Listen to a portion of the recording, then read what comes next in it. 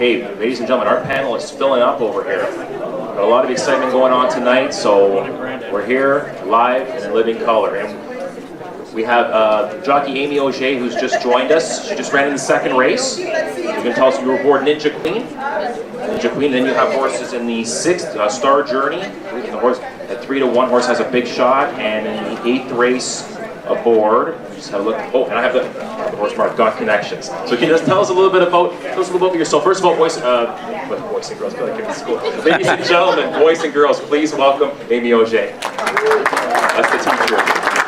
Tell us a little bit about yourself and the horses you have coming up, and any other advice you could give us. Good evening. I guess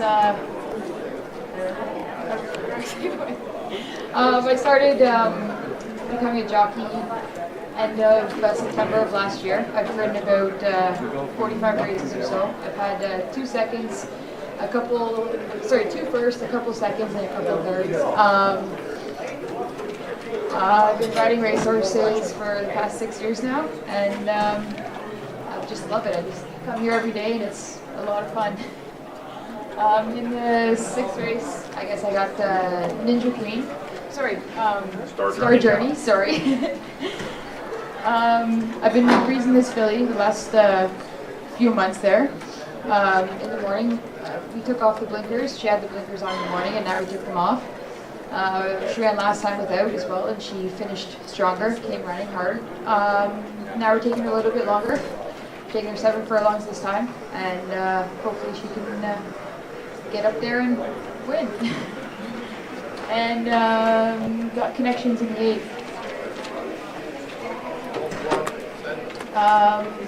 Last time out, everybody's got him favored tonight. Last time out we went a shorter distance. Came out of the gate a little slow, but came running pretty hard down the lane. Finished 3rd, I believe. Yeah. And tonight we're going to take him 2 turns and hopefully get him out of the gate and just see if we can keep running and finish in front. Well, based off the reason why I marked this horse, well, I like the lighter weight going long. And when I saw Wilco out of Awesome again, I thought, okay, 2 turns should be no problem. So I was looking at that horse, and then I was also looking at Let's Play, and Let's Play Scratch, so I'm like, bang, here we go. So yeah, I remember this horse running last time. The horse took a lot of money, was a little off slow, and then you said the horse was running hard at the end. The winner, nobody figured out that day. It was like 45-1. I think Jeffrey Alderson won the race, and I was like, Dr. Dynamite, boom, right at the windows there. So yeah, that was pretty cool. So now you're getting the blinkers off there, heading into to the last work. It looks phenomenal, like 49 breezing. You were on the horse in the morning for that work, and how did you feel about that work? For that work that morning, the track was pretty fair, and I just sat and took a nice hold, and he pretty much did it on his own. Galloped out strong, so that's why we figured take him 2 turns this time and see where it goes. So how do you feel being on this Tapeta surface there? How do you feel that it fares? Because it seems like it changes from like week to week. Like sometimes it favors the speed, and sometimes they're coming off the pace, and sometimes they're coming inside and outside. It seems like it's a little more quirky than the poly track, but a lot safer. I've heard like really great reviews about it. So how do you feel being out there, training them, running in a race? Do you feel a lot more secure being on the surface? Yeah, I definitely feel a lot more secure. I feel the horses really enjoy it as well. Especially the sore horses, or the ones that make me a little body sore in a sense. They really just float over and just glide over it, which is very helpful to them. And it just depends on the race day, really. Colder weather, it's faster. Warmer weather, it slows down. And now that they keep adding more fibers to it, it's really become a lot more fair, I believe. How about training and running on the turf course here at Woodbine? How do you find it? I've only honestly ridden once on the turf course, so that was today, so I can't really. It's my first time out there today. Okay. But at the same time, it was good for the horse. She ran well on it, and yeah. And I know that they now at Woodbine they're doing this whole Euro Turf series, and they've done some trial runs. They've done a couple of actual races. Now, how do you feel about that? Now doing the whole clockwise thing. From watching a couple of the races, it feels as though like you have to make your move along that strip because once they hit that last bend, that's it. So these closers, I think they're a little bit at a disadvantage. Any thoughts on that? Yeah, you definitely have to prepare yourself going into that turn.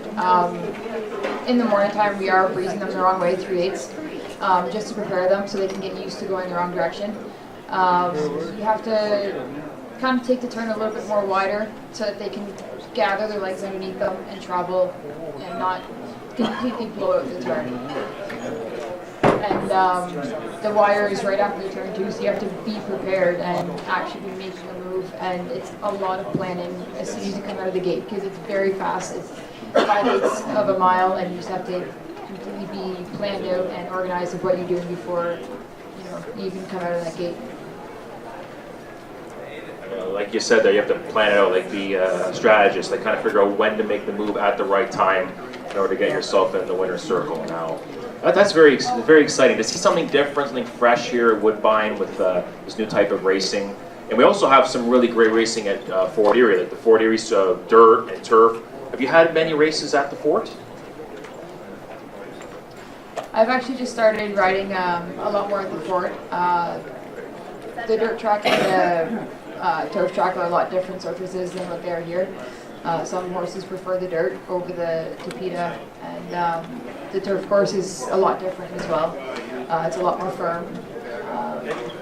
And it's a longer stretch there too, so you get a little more time to plan when you're coming out of that turn to gather up and make a move with your horse. Anthony, I just had a quick question for Aimee as well. The horse that you ride in the last race, Aimee, you rode the time before. Was it your suggestion to take the blinkers off, or was it the trainer's decision? I know it ended up being the trainer's decision, but did you suggest maybe taking the blinkers off? I did suggest taking the blinkers off. It just sort of seemed like he wanted to be able to see more around him, especially during close parade and warm-up. He was kind of looking constantly, and horses were coming by him in the warm-up, and he just wanted to see what he was doing and horses around him more. So after that last race there, I did suggest trying to put blinkers off, and so far it has been a bonus and has been a good decision. So morning workouts have went well without the blinkers? Yeah, much more better, improved, and he's much more happier now that he can see all around him. Right, so he probably isn't as nervous trying to look around and concentrates more on the job at hand. Exactly, yes. Good luck in the last. Thank you very much. Might have to make a wager on that one. Thank you. Of all the horses that you've ridden so far, there must be one that's really dear to your heart. You must have a favorite. Every single horse I've ridden, I can pick one positive thing out of it, whether it be a lesson learned or just something that I said, whoa, like switching my stick or whatever it may be. But my number one horse has been my first winner, November 22nd last year, Ceccanesse.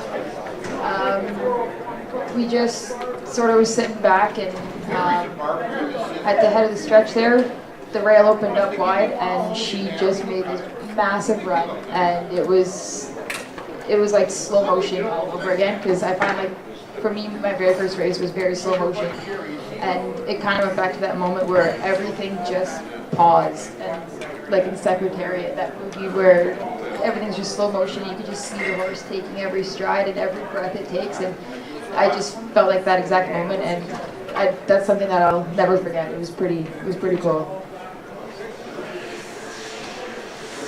That's really well described. And the feeling, like just getting into the winner's circle and just having that feeling of winning and just having that moment. What's the celebration like afterwards? Like when everyone comes over, and so tell us a little bit about that. I actually, it didn't hit me that I actually won until I got back to the winner's circle, and both my parents and my brother and his girlfriend were there, and the outrider took me back and he said, you won your first race, and I was like, no, I didn't, and then galloping back, I was like, I actually did win, like I actually won my first race, and the whole way back to the winner's circle I kept saying, I won, I finally won, like I won a race, and my parents were pretty happy, and the trainer was just ecstatic. He was so happy that Clementa's big win for me, and I don't know, it's just overwhelming, but so much excitement and so much happiness, and it's just so much emotion in one split second. Like it was totally cool. That's really refreshing to hear. Like, just hear the passion that comes from you, that you exude that passion for racing. So to have that kind of feeling when you win, you really, really deserve that. That's awesome. We wish you thousands and thousands of more wins. So that's really cool. I know a win's a win, and we're all really happy when we get that. But if you had to choose between a winning out on the lead or coming off the pace, what's your preference? Like, what do you feel more comfortable doing? I actually have experienced both. My second winner was on the lead, and that was just as exciting and refreshing. I think when you're on the lead, you kind of just get coming down the lane, you kind of go, oh, like, I got this race, and you can kind of hear where the horses are coming up behind you. Nobody else is making ground, and you're just kind of like, okay, we got this, and I just kept riding and riding. And coming off the pace too, I can feel how much horse I have beneath me, and I can feel if that horse is going to make a big enough run that I can pass everybody else in front of me. And I think either way, a win is very exciting. And like when you're on the lead, you find yourself looking back a lot, or you just go to the reins and just, I don't know, that's what I would do. I'd just be like riding my hair right to the wire. I want to get there first. I've been whipping horses ever since I was a kid, so I kind of got that motion down. That's why it's not a jockey. When it's a one-person race, I'll win all the time. Unless I break down, so you never know what could happen. You just get this sense of adrenaline that, like, you never knew you had when you're in the lead. It's just like all of a sudden it just hits you, and you're just riding everything, and everything you got in you, you're just giving it as much as you can just to make sure you get to the wire first and see the smile up on the owners and trainers' faces, and of course mine too, because that's nice. One thing about it, Aimee, you and Sandy Hawley both win a race for the same guy. I just made a crack about that, about 10 nights. Really? I said, you probably rode, he says, 10 nights. Wow. Yeah, I think I might have rode from when I was a bug boy. No way. That's pretty cool. Nobody tell Ted we mentioned that tonight. Even Ted's age. Yeah. So a lot of people don't know, but Aimee used to gallop for me in Alberta too. Before she ever came out here first year of the gallops. 2010, right? 9. Was it? Not 10. Was it 10? Okay, so it was You 2010. gave me too much now. But I thought Aimee was like 16 years old. Holy cow, she looks so young. He said that we were sitting there, he says, well, how old is she? I said, she got for me as 2009, 2010. She's 16, you know? 7, actually. So it's actually funny, Aimee comes out of the same gallop school as a lot of riders that have come out here and done well. Omar Marino, Scotty Williams, Sheena Ryan was in there, yeah. Were you guys in the same year, you Sheena? No, Sheena was the year before me. Year before? Countless riders come out of it. Do you think it helped you more starting off there? Like, did you learn? What do you think was better? Do you think it was better starting off out there, going that way, or you would have been better staying here trying the old-fashioned route? It was definitely good going out there because I didn't know anybody in the business. But I knew I wanted to be a jockey. I've been 5'1" since I was 13 years old. In grade 8, believe it or not, I was the tallest kid in our grade. I towered over everybody, and then we all went to grade 9, and it was like... How many years were you held back? We won't go into details. So yeah, I always knew I wanted to be a jockey, and especially when I didn't grow. So I always ridden horses, and I didn't know anybody else in the business. I just knew that I wanted to go and be a jockey, so I packed up my bags and away I went, and they really helped me learn certain things about galloping the race horses in the morning time, getting to know the business more, getting to figure out how to freelance, like how to go from barn to barn and ask people for horses to gallop in the morning. Without that school, for sure, I wouldn't be here today. How long did you exercise and work horses before you rode your first race? 6 years, actually. Sorry, 5.5. It's been 5.5 years. Wow,